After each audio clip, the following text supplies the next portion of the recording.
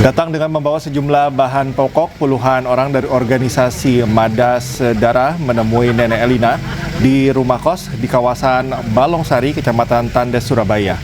Mereka datang untuk klarifikasi bahwa pengusiran Nenek Elina bukan dilakukan anggota Ormas Madas Darah.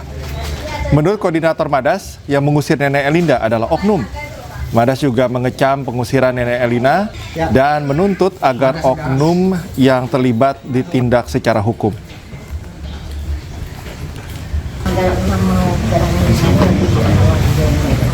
Jadi kita tidak main-main, kita membentuk Ormas Madas ini bukan mau menyakiti orang lain. Kita tujuan itu mau membantu. Jadi kalau kita sudah banyak 1.000 orang, kita sumbangan 10 ribuan, itu kan banyak jadi untuk membantu yang membutuhkan bantuan bisa kasih bantuan. Itu tujuannya, bukan mau jadi hukum. Itu harus benar-benar dipatuhi bahwa negara kita negara hukum, semua ada prosesnya dan kita tidak bisa bergerak sendiri-sendiri tanpa ada aturan. Semua itu sudah jelas aturan hukumnya. Sebelumnya pemirsa, viral di media sosial, seorang nenek di Surabaya, Jawa Timur diusir sekelompok orang dari rumahnya. Tidak hanya diusir, kelompok yang diduga ormas ini juga membongkar rumah nenek berusia 80 tahun itu. Bu, saya sudah dengan baik-baik. Iya. Sari, anaknya tak bawa keluar. Ini rumahnya siapa? Rumahnya siapa? Kan tunjukkan rumahnya siapa? Kan tunjukkan, saya minta surat itu tidak ditunjuk. Saya sudah menunjukkan. Sekarang kita sudah nggak bicara surat, percuma pakai surat. Mau ini saya punya kok nggak bicara surat. Ayo ibu keluar. Ayo. Inilah rekaman video saat nenek berusia 80 tahun diusir sekelompok orang dari rumahnya di kawasan Jalan Sambi Kerep, Surabaya. Nenek bernama Elina Wijayanti ini bahkan diseret hingga diangkat paksa keluar rumah. Tidak hanya itu, sejumlah berkas pribadinya juga dirampas oleh sekelompok orang ini. Bahkan rumah Elina dibongkar hingga rata dengan tanah. Akibatnya, Elina melaporkan peristiwa yang dialaminya ke Polda Jawa Timur.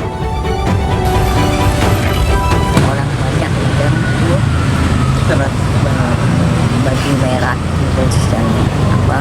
tulisannya Madas Malika. Ada berapa orang? Banyak. Orangnya banyak. Usiran secara paksa. Gini aja, pasal apa aja Ya, yang dilaporkan? Ya, jadi sementara ini 170. 170. Ya, jadi pengeroyokan. Setelah viral di media sosial, Wakil Wali Kota Surabaya Armuji mengecam aksi premanisme dari sekelompok orang itu. Armuji meminta masalah lahan ini untuk diselesaikan melalui jalur hukum. Saya nggak melihat benar dan salah, enggak. Melihat kemanusiaannya itu loh. Itu melihat kemanusiaannya. Semua orang melihat seperti itu. Bener, sampean pendidikan masuk gak ngerti. Sampean bayari korak iku piro sih, Pak? Nah, saya kira proses hukum ya enak, sah, semuanya legal, smooth dan tidak terjadi keributan. Hingga saat ini, kasus pengusiran dan sengketa tanah tersebut masih ditangani Polda Jawa Timur. Dari Surabaya, Jawa Timur, Rahmat Ilyasan, iNews melaporkan. Pemirsa, geram dengan maraknya pungutan dan parkir liar di Kota Bandung, Wali Kota Muhammad Farhan turun ke jalan, tertibkan langsung praktik tersebut. Penertiban dilakukan untuk ciptakan rasa aman bagi wisatawan.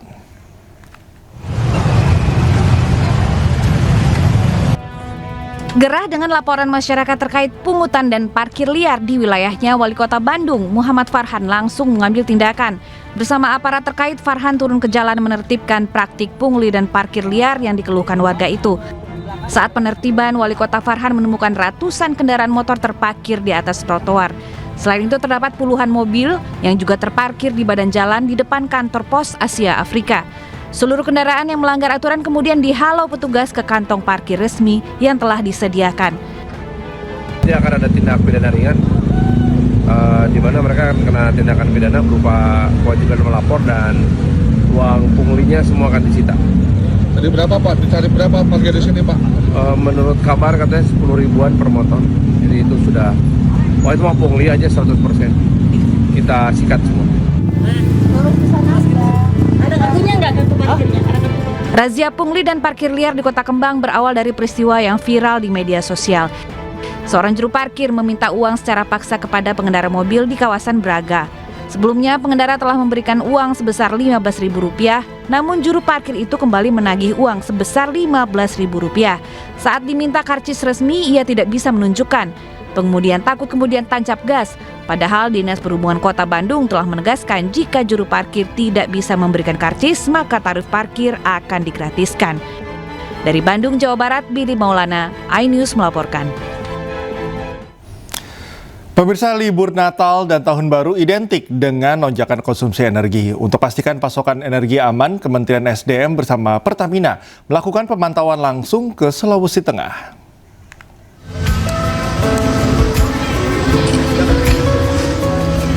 Ketua Posko Nasional Sektor ESDM Nataru 2025-2026 sekaligus anggota Komite BPH Migas Erika Retnowati bersama Direktur Pemasaran Pusat dan Niaga Alimudin Baso serta Region Manager Retail Sales Sulawesi Pertamina Patra Niaga Mardian melakukan kunjungan ke Sulawesi Tengah. Pemantauan dilakukan ke sejumlah SPBU dan pangkalan LPG untuk memastikan kesiapan infrastruktur serta kesediaan BBM dan LPG 3 kg pada perayaan Natal dan Tahun Baru. Selama 2 hari pemantauan, Erika Retnowati menyampaikan ketersediaan BBM dan LPG di Sulawesi Tengah dinilai memadai untuk memenuhi kebutuhan masyarakat selama Natal 2025 dan Tahun Baru 2026. Kunjungan kami ke Kota Palu ini adalah untuk memastikan ketersediaan baik BBM, LPG dan juga keandalan dari sistem kelistrikan yang Indonesia di Sulawesi Tengah. Sementara Direktur Pemasaran Pusat dan Niaga Pertamina Alimudin Baso memastikan seluruh SPBU dan agen pangkalan LPG siap melayani masyarakat dengan pasokan yang tercukupi. Kami juga meyakinkan dan memastikan bahwa pasokan BBM kita secara nasional tercukupi sebagaimana diamanatkan oleh Kepala BPH Migas, dan tentu kita spreading ke seluruh wilayah Indonesia termasuk di wilayah Palu ini. Dan yang terakhir, kami juga menghimbau ke seluruh pengelola baik agen, pangkalan maupun SPBU untuk meningkatkan layanan. Pertamina juga memastikan pelayanan BBM di Sulawesi Tengah berjalan dengan baik dan optimal sehingga bisa mendukung kelancaran mobilitas masyarakat. Dari Palu, Sulawesi Tengah, Jamie Hendrik, iNews melaporkan. Pemirsa, pelaku teror bom 10 sekolah di Depok, Jawa Barat ditangkap polisi. Pelaku nekat beraksi karena kecewa lamarannya ditolak keluarga mantan kekasihnya.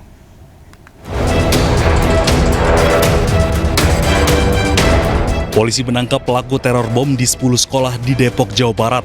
Pelaku merupakan mahasiswa jurusan Teknologi Informasi di salah satu kampus swasta di Jakarta.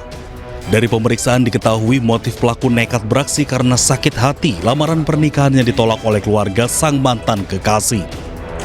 Tersangka merasa kecewa karena memang yang bersangkutan sempat berpacaran, yaitu saudara H dan saudari Kamila ini sempat berpacaran di tahun 2022 kalau tidak salah, ya 2022. Kemudian sempat juga keluarga besar dari saudara H melamar tapi ditolak karena memang saudara H sering melakukan teror kepada ataupun pengancaman bukan hanya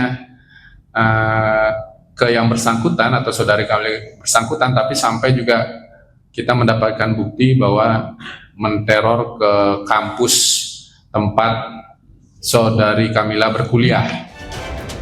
Sebelumnya pada 23 Desember lalu, sebuah pesan berantai dikirim lewat email atas nama Kamila Hamdi. Dalam pesan tersebut, pelaku teror mengancam akan meledakkan bom di sejumlah sekolah di Depok. Tim Gegana Brimob pun diterjunkan menyisir seluruh area sekolah untuk memastikan tidak ada bahan peledak di lokasi. Dari Depok, Jawa Barat, Iu Rizky, iNews melaporkan.